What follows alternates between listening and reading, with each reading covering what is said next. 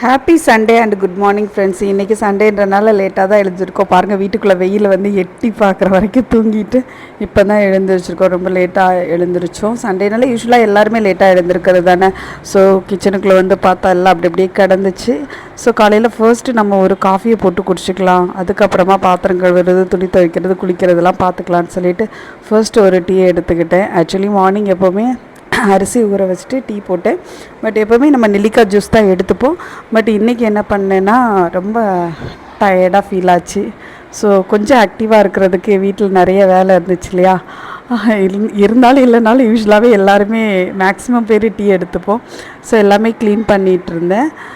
எல்லாருமே என் ஹஸ்பண்டுக்கு காலில் அடிப்பட்டதை பற்றி கேட்டுருந்தீங்க. ஒரு படிக்கட்டில் ஸ்லிப் ஆகிடுச்சு. அந்த கமெண்டுக்கெல்லாம் என்னால் பதில் சொல்ல முடியலை ஒவ்வொருத்தவங்களுக்கும். ஸோ இண்டிவிஜுவலாக ரிப்ளை பண்ண முடியலைன்ற ஒரே ஒரு காரணத்துக்காக உங்களுக்கு இந்த சண்டேயில் என்னோடய வீட்டு வேலையெல்லாம் பண்ணிக்கிட்டு அப்படியே உங்களுக்கு பதில் சொல்லிடலான்னு தான்.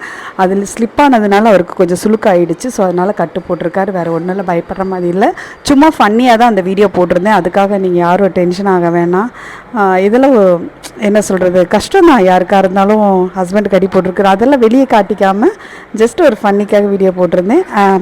டீ குடிச்சிட்டு கொஞ்சம் நேரம் ஆனதுக்கப்புறம் வீட்டு வேலையெல்லாம் முடிச்சுட்டு குளிச்சுட்டு வந்து ஜூஸை போட்டு குடிச்சிட்டு என்னடா வெளியே சத்தம் கேட்குதுன்னு எட்டி பார்த்தா என் குழந்தை மகன் வந்துக்கிட்டு இருந்தார். அவரும் என் ஹஸ்பண்ட் வெளியே போயிருந்தார். என்னடா நான்வெஜ் எடுக்க போயிருக்காருன்னு பார்த்தா இன்றைக்கி அம்மாவாசை, ஸோ நான்வெஜ் எடுக்க போகலாம், மகனை கூப்பிட போயிருந்தேன்னு சொன்னார்.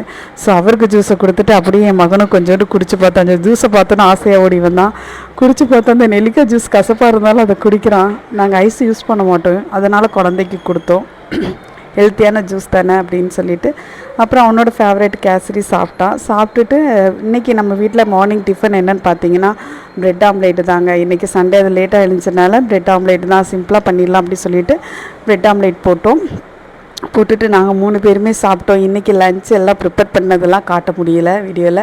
ஆக்சுவலி அதுக்கப்புறம் நான் மறந்துட்டேன். இவன் கூட விளையாடிட்டு இருந்ததுனால அதெல்லாம் ஞாபகத்துக்கே வரல. ஸோ குழந்த ஆஃப் டே வரைக்கும் ஆக்சுவலி அவன் வந்து ரொம்ப நேரம் இருந்தான். கொஞ்சம் நேரம் தூங்கிட்டு விளையாடிட்டு எல்லாமே பண்ணால், சாப்பிட்டா எல்லாமே இருந்தான். ஆனால் ஒரு 3 o'clock மேலே அவங்க அம்மா ஞாபகம் வந்துருச்சு. ஸோ போயிட்டா துணியெல்லாம் காய போட்டுட்டு கிச்சனெல்லாம் க்ளீனாக கழுவி கமுத்தியாச்சு. எப்பவும் போல் ஆஸ் யூஷுவல் லன்ச் ப்ரிப்பேர் அப்புறம் பண்ணிக்கலாம்னு சொல்லிவிட்டு அவன் கூட போய் விளையாட போயிட்டேன். ஜாலியாக இருந்தது இன்றைக்கி டே. உங்களுக்கும் இந்த நாள் ரொம்ப இனிமையாக இருக்கும் என்று நான் நம்புகிறேன். இனிமே தொடர்ந்து எனக்கு இப்படி சப்போர்ட் பண்ணுறவங்க எல்லாருக்கும் ஒரு பெரிய பெரிய தேங்க்ஸ் பண்ணிக்கிறேன். Love you all. Thanks for வாட்சிங்.